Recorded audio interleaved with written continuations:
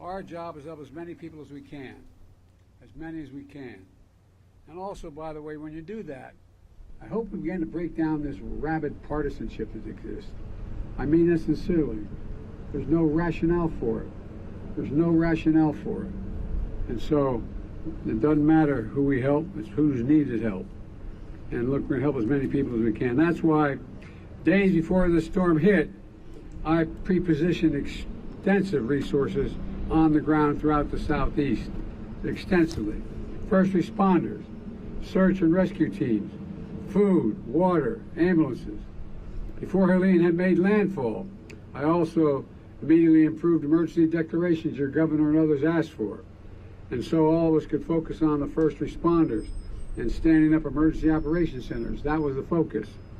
And yesterday, I approved Governor Kemp's request for a federal government to cover 100% of the cost for debris removal and emergency protective measures for 3 months, 100%.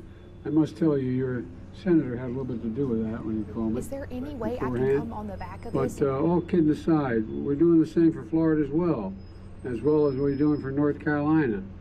Folks, this is going to pay for the urgent work to clear the mud, remove the downed trees, provide temporary housing.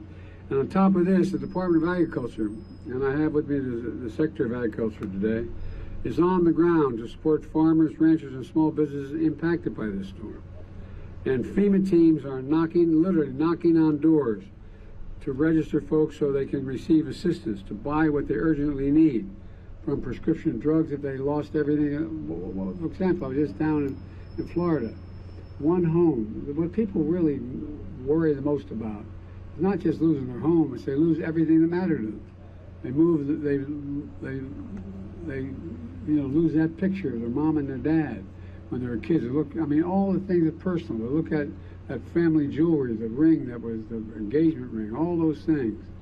And I was with one rescuer who said there was a young family who had their entire home was lifted up and taken out into basically what we'd call a bayou. It's not a bayou, but a flat space out in the middle of a marsh.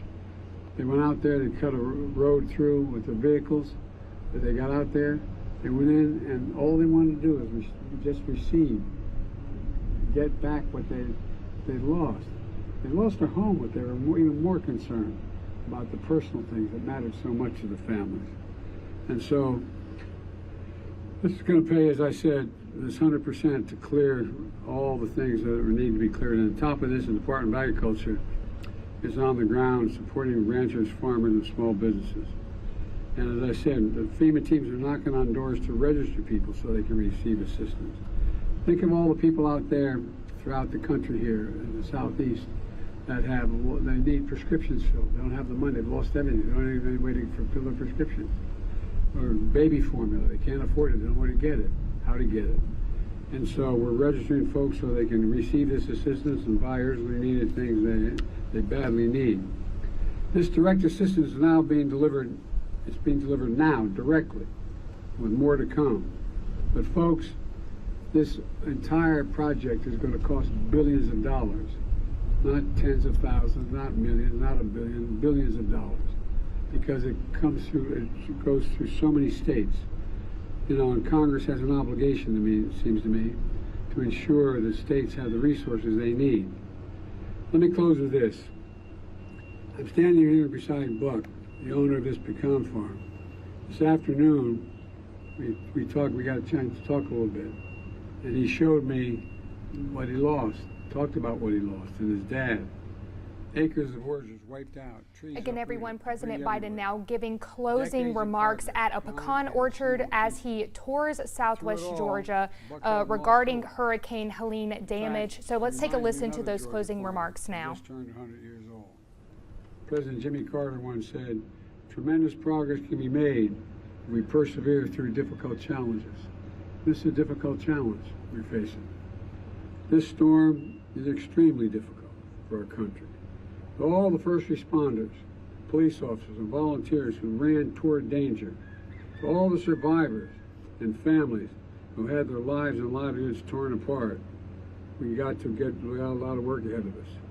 I was with them, as I said, I was down in Florida today, and gentleman walked up and handed me a small pamphlet, a book that his wife had just written about how they lost their son. Their son died last time out in their home. You know, a lot of people in real trouble. But we want you to know, as I said, we see you, we're with you, and we're going to preserve and persevere to get through all of this. Because, folks, this is the United States of America. We're the United States of America. There's not a damn thing we can't get done, nothing beyond our capacity when we work together and put politics aside. So God bless you all.